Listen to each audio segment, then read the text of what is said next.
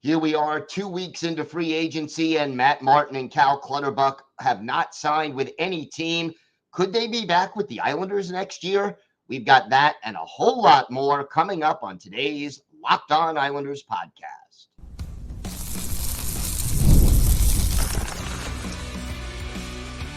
Your Locked On Islanders, your daily podcast on the New York Islanders. Part of the Locked On Podcast Network, your team every day. Welcome, everybody, to the Monday edition of the Locked On Islanders podcast, part of the Locked On Podcast Network, your team every day. I want to thank everyone who makes Locked On Islanders your first listen every day. Don't forget to subscribe on YouTube or wherever you get your podcasts so you can get new episodes as soon as they drop. Today's episode is brought to you by Indeed. Still searching for a great candidate for your company? Don't search, just match with Indeed. Start hiring now with a $75 sponsored job credit to upgrade your job post at Indeed.com/locked on.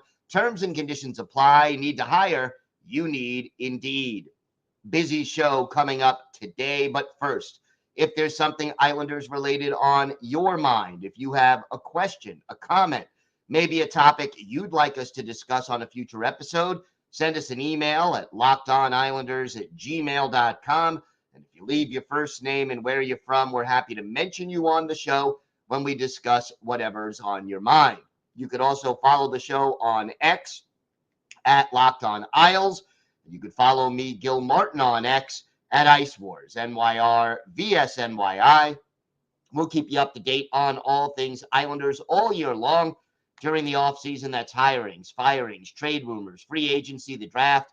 If it's happening to the New York Islanders, we'll cover it here on the Locked On Islanders podcast, and it's always great to talk Islanders hockey with you, game time or anytime. So here we are. It's mid-July, like right smack in the middle of the month. Free agency started July 1st, and Cal Clutterbuck and Matt Martin have not signed with any team. Now, the question is, will they be back this year on Long Island? And if you would have asked me before free agency started, I would have said it was unlikely that either one of them would return. And yet, because they haven't signed with the Islanders, but they also haven't signed anywhere else, I'm beginning to get the sneaking suspicion that Lou Lamoriello may very well have reached some kind of a verbal agreement with Clutterbuck or Martin, or possibly with both, basically saying, I will free up enough cap space to pay you, fill in the blank for the dollar amount. Maybe it's $1 million, $1.5 million. Maybe it's closer to the league minimum of $775, although I doubt it. I will free up enough cap space, and if you don't have a better offer elsewhere, you're welcome back on the island. I'm not saying that I think they should be back on the island. I am saying that that is something that would not surprise me at all. And look, let's break down the facts. First with Cal Clutterbuck. Clutterbuck basically played in all 82 games for the first time in his Islanders career. He has been a loyal member of the Islanders dating back more than a decade now. He played in his 1,000th career NHL game last season, now has 1,064 regular season games, had his highest point total since 2018-2019, 7 goals, 19 points, 32 penalty minutes. He had a +4 plus-minus rating and, had 273 hits, which is his highest total since 2015, 2016. So you can't say the Islanders got nothing from Cal Clutterbuck. I guess the question is this. Great that Clutter was able to stay healthy. Right now, he is 36. He will turn 37 in November. Clearly, Cal Clutterbuck, not the same player he was 5 years ago, but clearly still somebody who could help the right team under the right circumstances. Has he lost a little bit off of his game? Absolutely. Is he still capable of playing at the NHL level? I would say he is still capable, but it's got to be on the right team in the right situation. And I think more than anything, there are two aspects of Cal Clutterbuck's game that give him value at this stage. Number one is he's still physical. Those 273 hits led the Islanders by a large margin. Next on the team, J.G. Pageau with 196. So the margin right there of 77 more hits for Clutterbuck than anybody else, clearly out there. And let's face certain facts. Clutterbuck, the Islanders, we've talked, and I've heard comments on YouTube and elsewhere on social media and emails basically saying, hey, if Clutterbuck and Martin aren't back, where is this team going to get physicality from? Who's going to defend players? Last year they got rid of, traded Ross Johnston. If Clutterbuck and Martin are also gone, who's the tough guy on this roster? Who's going to stand up for his teammates? Who, if somebody tries to take liberties, let's say with, let's say Noah Dobson, who's going to be out there to sort of keep the peace and protect some of the Islanders' more skilled guys? So physicality, and I don't mean gooning it up, because again, only 32 penalty minutes in 82 games. Clutterbuck, contrary to what casual fans may think or fans of other teams may think, he's not a goon. He's a grinder. And while he's not afraid to drop the gloves, that's not his primary MO in the NHL. Never really has been, for that matter. So you still have that physicality, which the Islanders clearly need in their lineup.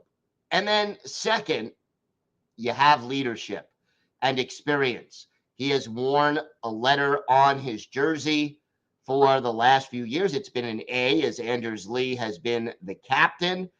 And if you see the Islanders locker room, and you'll notice the respect that Cal Clutterbuck has among his teammates. And he's earned it throughout his NHL career and what he's done. The problem I have with bringing back Clutterbuck, more than anything, is, and every day, as you've heard me talk about this for a long time, this is a team that needs to get younger, faster, and more skilled. Well, Cal Clutterbuck, not going to make you younger, not going to make you faster, not going to make you more skilled. Now, he will add, as I said, leadership, experience, and physicality, and the Islanders need physicality and leadership as well. But to me, the key is this. Are there any players, either down in Bridgeport or even who are going to be in training camp this year, who can fill that fourth line roster spot?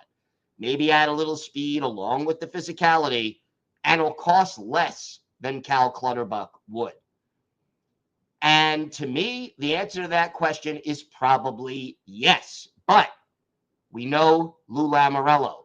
We know the way Lou Lamoriello tends to operate. While he'll give lip service to the fact that loyalty is not going to get in the way of winning, time and time again over the course of his tenure as GM, he has turned down deals that clearly would have benefited the team, both, certainly in the long term and in some instances in the short term as well, because of his loyalty to, quote unquote, his guys. And Clutterbuck is one of those guys, I could easily see, again, that Lou made an oral agreement with Clutterbuck saying, hey, I'll give you $1 million this year. If you can't find anything better, we will free up some cap space at some point before training camp or before the season starts, and you'll be back on a 1-year deal at $1 million.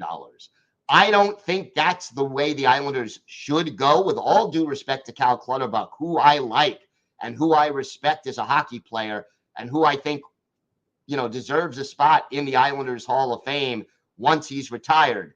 But I just don't think it's the direction this team needs to go in right now.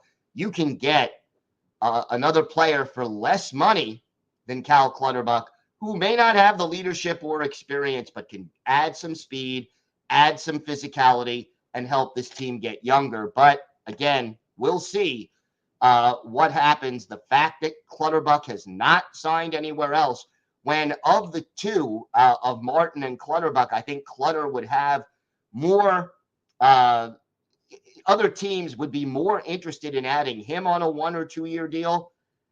It kind of leads me to believe he may end up re-signing with the New York Islanders, who again need to free up cap space anyway, because as of right now, Lou Lamoriello cannot field a full 23-man roster based on the current cap situation. We have got a lot more to get to. Matt Martin, what about his future? Is it possible that he's back? Plus, a former Islander and someone who has spent a lot of time at Bridgeport heads back to Europe. For our Islanders' birthday of the day, a forward who was with the Islanders in the early to mid-90s and had both a 40-goal season and a 30-goal season with the Isles. Let's see if you can guess who that is. We've got all that and more coming up on today's Locked On Islanders podcast. Today's episode is brought to you by Indeed. We're driven by the search for better, but when it comes to hiring, the best way to search for a candidate isn't to search at all. Don't search, match with Indeed. If you need to hire, you need Indeed. Indeed is your matching and hiring platform with over 350 million global monthly visitors, according to Indeed data, and a matching engine that helps you find quality candidates fast. Ditch the busy work. Use Indeed for scheduling, screening, and messaging so you can connect with better candidates faster. And listeners of this show will get a $75 sponsored job credit to get your jobs more visibility at Indeed.com/locked-on. Just go to Indeed.com/locked-on right now and support our show by saying you heard about Indeed on this podcast. That's Indeed.com/locked-on. Indeed.com/locked-on. Terms and conditions apply. Need to hire? You need Indeed. Are you watching Fox Sports or ESPN on your TV all day? Have to turn down the volume with all that shouting? Make the switch to Locked On Sports Today, a free 24/7 sports streaming channel program for you every day to bring you the biggest stories without all the screaming.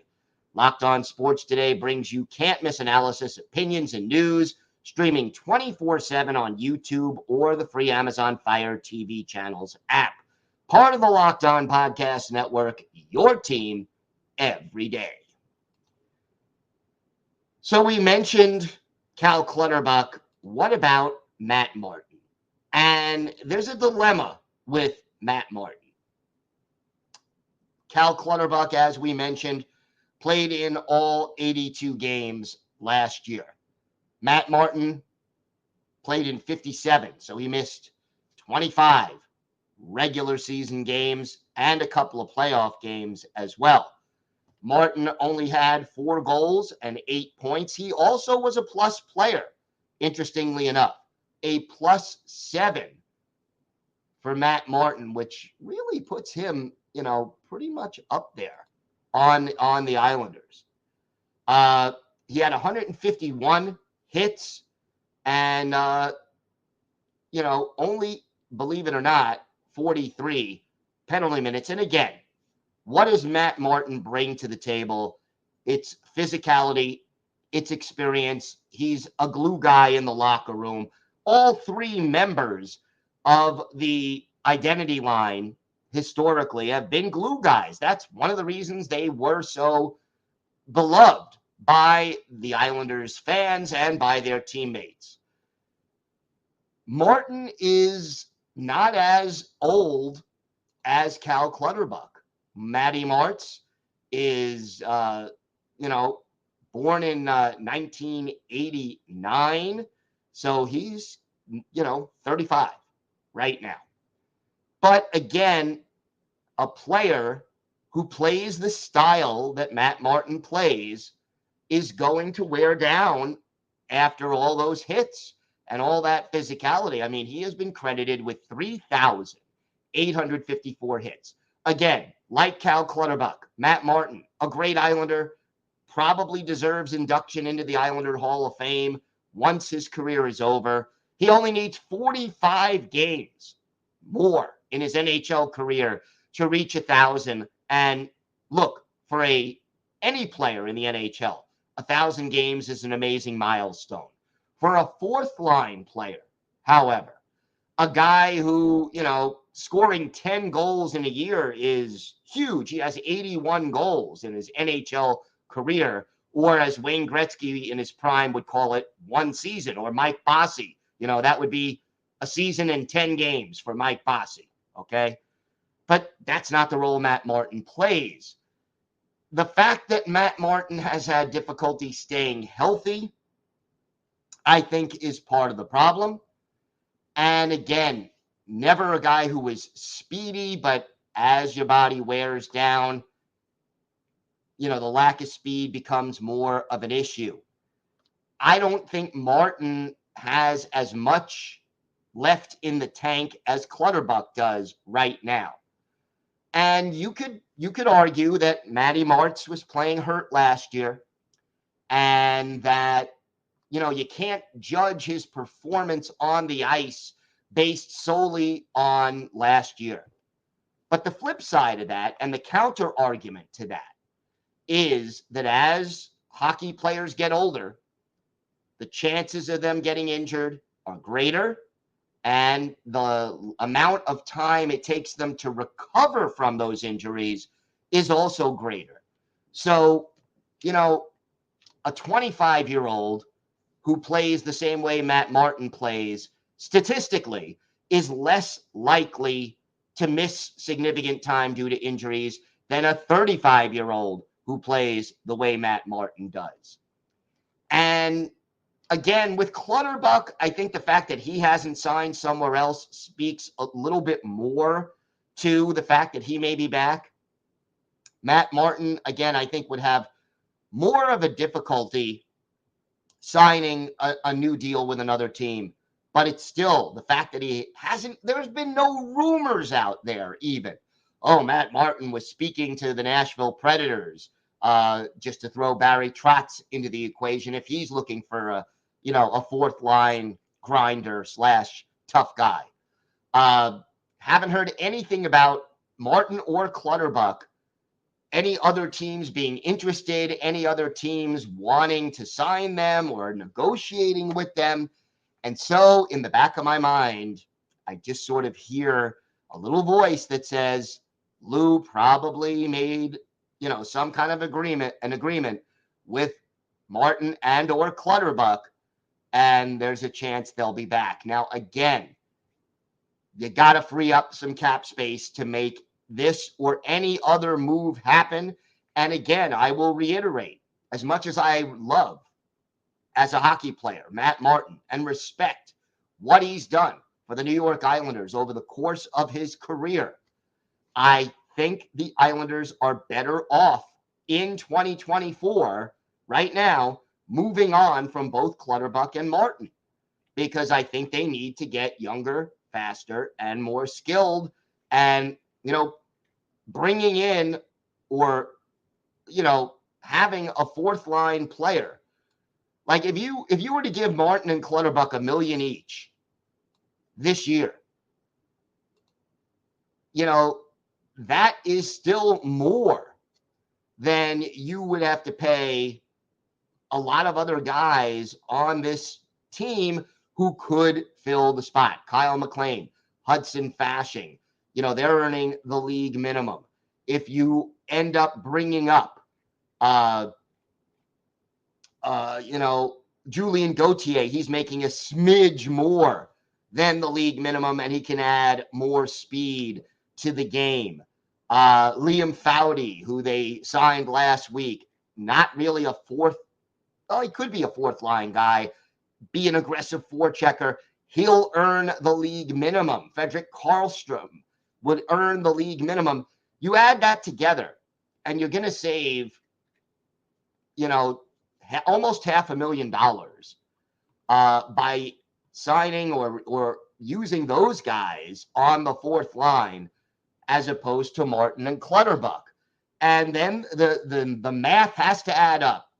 Do the intangibles and the experience that Martin and Clutterbuck give you, is it worth more than that $500,000 in cap space? Plus, keeping in mind that some of the other guys, the younger guys, are going to be blocked from making the NHL as a result of the move.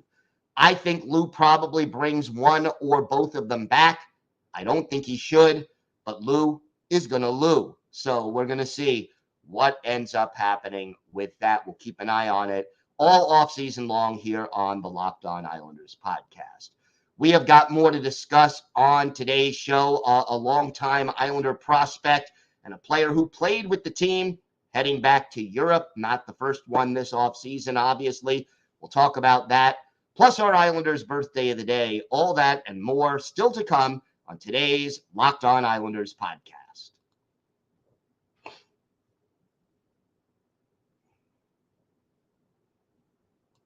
Locked On has launched the first ever national sports 24/7 streaming channel on YouTube. And now it's also available on Amazon Fire TV and the free Fire TV channels app. Locked On Sports Today is here for you 24/7, covering the top sports stories of the day with the local experts of Locked On, plus our national shows covering every league. Find Locked On Sports Today now available on the free Fire TV channels app. So another Islanders farmhand, another former fairly high draft pick heading back to Europe. This time it is Otto Koivula, who was Bridgeport's fourth leading scorer last year. And, he had 30 points in just 47 games, 9 goals, 21 assists.